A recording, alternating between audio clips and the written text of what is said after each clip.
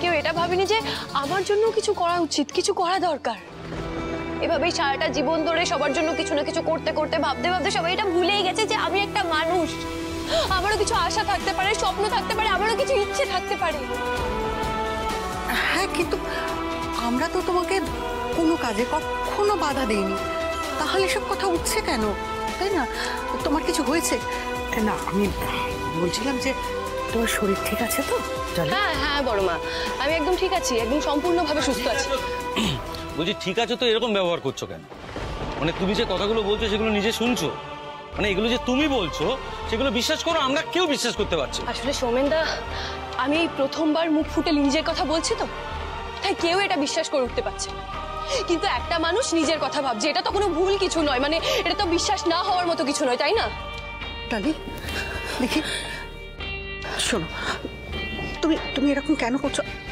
ঠিক আছে, কাউকে তুমি কিছু যদি না বলতে পারো, আমাকে বলতে পারো। তোমার কিসে রাগ হয়েছে? আমি তো বললাম আমি ঠিক আছি মা, কেন বারবার এক কথা বলছেন? দেখো ডালি, আমরা তোমাকে তো কোনোদিন এই রূপে দেখিনি, কিন্তু এবার থেকে দেখবে।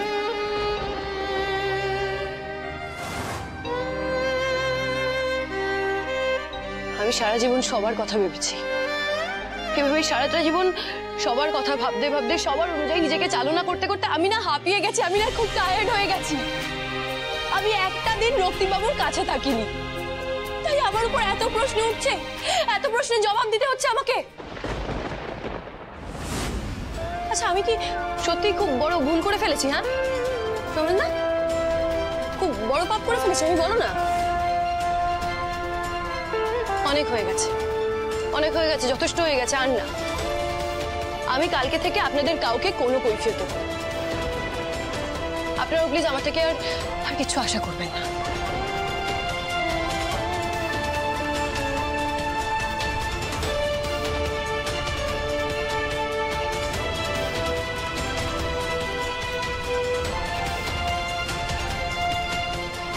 মা, বড় মা, আমার মনে হয় ডালির মন ভালো নেই, সেই জন্য ও এভাবে রিয়াক্ট করে ফেলেছে। কিন্তু দাদা, তাই বলে মায়ের সাথে এইভাবে কথা বলবে ডালি? ওর যদি কোনো সমস্যা হয়ে থাকে তাহলে ও আমাকে বলতে পারতো, আমাদের বলতে পারতো, আমরা তো কেউ ওর শত্রু নই। সব কথা কি আর মুখে বলা যায়? কিছু কথা হয় যেগুলো বুঝে নিতে হয়। রক্তিম একদম ঠিক বলেছে।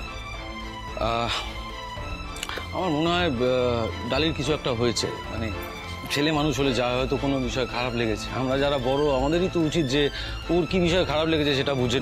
আর শোনো রক্তিম, ডালিকে বলো ওর কথায় কিন্তু আমরা কিছু মনে করিনি, আমার ডালির কথায় কি মনে করবো বলো তো আমরা মা? হ্যাঁ গো দাদা, আর আমারও